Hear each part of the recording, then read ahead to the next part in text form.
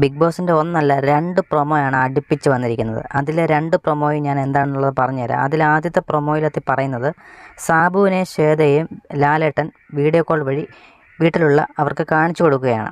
അപ്പോഴെന്നിട്ട് ശ്വേതയോടും സാബുവിനോടും ചോദിക്കുന്നുണ്ട്, നിങ്ങൾ ഇവിടെ വന്ന സമയത്ത് എങ്ങനെയുണ്ടായിരുന്നു ഇവരുടെ ഒരു പെരുമാറ്റം, അല്ലെങ്കിൽ ടാസ്ക് എങ്ങനെ ഉണ്ടായിരുന്നു? അപ്പോൾ ഇവർ പറഞ്ഞു വളരെ മോശമായിരുന്നു ലാലേട്ട, ഇവിടെ നിൽക്കുന്ന ആർക്കും ഗെയിം കളിക്കാൻ അറിയില്ല.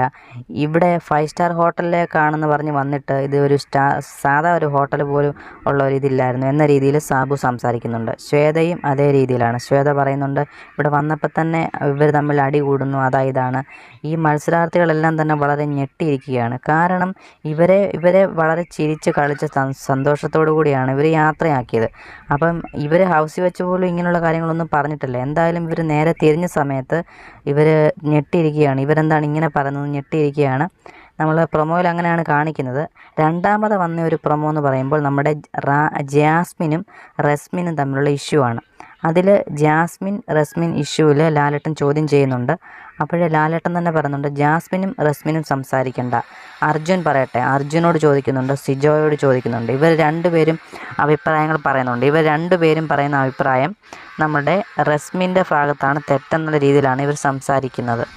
ഇനി ബാക്കി ആരോടെങ്കിലുമൊക്കെ അഭിപ്രായം ചോദിക്കുമ്പോൾ നമുക്ക് എന്തായാലും അറിയില്ല. പ്രൊമോയിൽ ഇവർ രണ്ടുപേരെ കാണിച്ചിട്ടുള്ളൂ. എന്തായാലും ലാലേട്ടൻ ലാസ്റ്റ് പറയുന്നുണ്ട്, ഐ ആം സോറി റസ്മിൻ എന്ന് പറഞ്ഞിട്ട് എൻ്റെ അടുത്തേക്ക് വരാം എന്നുള്ള അത് പറഞ്ഞിട്ടില്ല. ഒന്നി എൻ്റെ അടുത്തേക്ക് വരാമെന്ന് പറയുന്നുണ്ട്, ഇല്ലെങ്കിൽ സീക്രട്ട് റൂമിലേക്ക് മാറ്റുമായിരിക്കാം. ഇതിൽ റസ്മിനെ പറഞ്ഞു വിടാനാണ് ചാൻസ് കൂടുതൽ. കാരണം നമ്മളെ കാണിക്കുന്ന ക്യാമറയിൽ പതിഞ്ഞിട്ട് നമ്മളെ കാണിക്കാത്ത കുറേ സീനുകളുണ്ട്. അത് കാണിക്കാത്തതിനൊരു കാരണമുണ്ട്. റോക്കി സിജോ വിഷയം ഏഷ്യാനെറ്റ് നമ്മളെ പ്രേക്ഷകരെ കാണിച്ചത് മൂലം ഏഷ്യാനെറ്റിൻ്റെ പേരിൽ ഒരുപാട് കേസുകളും കാര്യങ്ങളൊക്കെ ഉണ്ട്. അതുകൊണ്ടാണ് പല കാര്യങ്ങളും നമ്മളെ കാണിക്കാതിരുന്നത്. 1-2 വിഷയം മാത്രമേ നമ്മളെ കാണിച്ചിട്ടുള്ളൂ. അപ്പോൾ അതൊക്കെ കൊണ്ട് ലാലേട്ടൻ റസ്മിനെ പുറത്താക്കാനാണ് ചാൻസ് കൂടുതൽ. പിന്നെ ഒരു വശം പറയുവാണെങ്കിൽ റസ്മിനെ പണിഷ്മെൻറ്റ് എന്തെങ്കിലും കൊടുക്കാനുള്ളൊരു ചാൻസ് ഉണ്ട്.